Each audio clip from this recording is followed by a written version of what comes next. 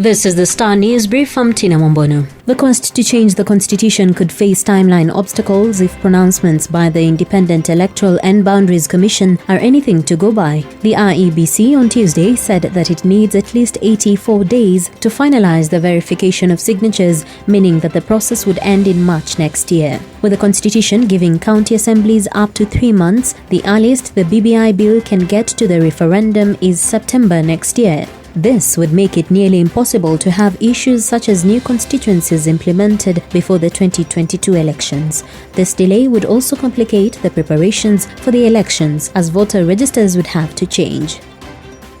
Get a copy of the Star by subscribing to our e-paper for only 10 shillings by dialing star 550 star 3 hash.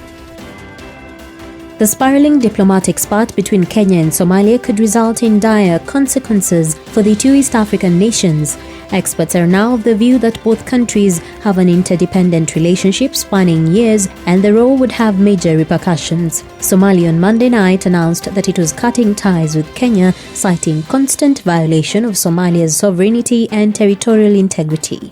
Kenya, however, appeared unmoved, stating that it had no intention to reiterate. The two countries depend on each other for trade, and Kenya hosts thousands of Somali refugees, and its defense forces are inside Somalia fighting Al-Shabaab.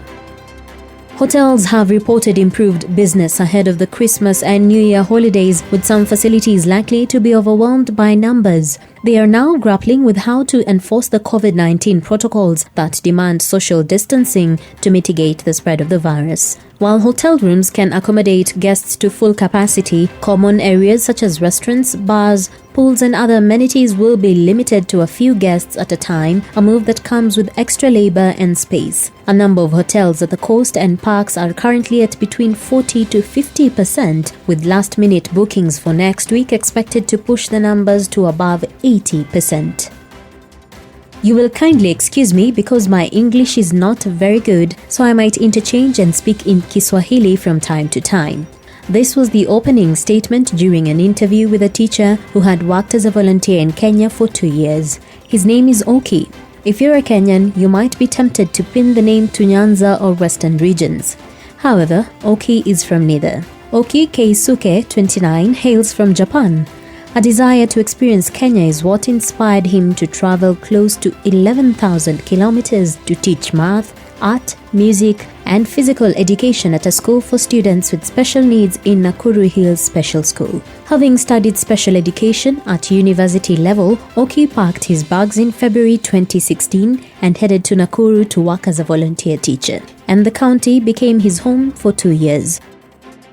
The completion date for the Green Park bus terminus has been pushed further as the Nairobi Metropolitan Service continues with construction works. NMS Director General Mohamed Badi has blamed design issues and consultation with stakeholders for the delay. The terminus, located at Railways Club, will be the drop-off and pick-up point for at least 110 matatus plying the Ngong and Langata routes. This will be functional once the NMS directs all matatus out of the central business district to help in decongestion.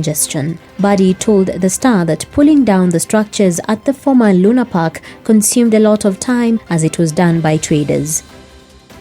And scattered rains might hit parts of the country this weekend, especially the western Kenya and Rift Valley highlands. However, the rest of the country should brace for hot weather that will stretch into next year, the meteorological department said.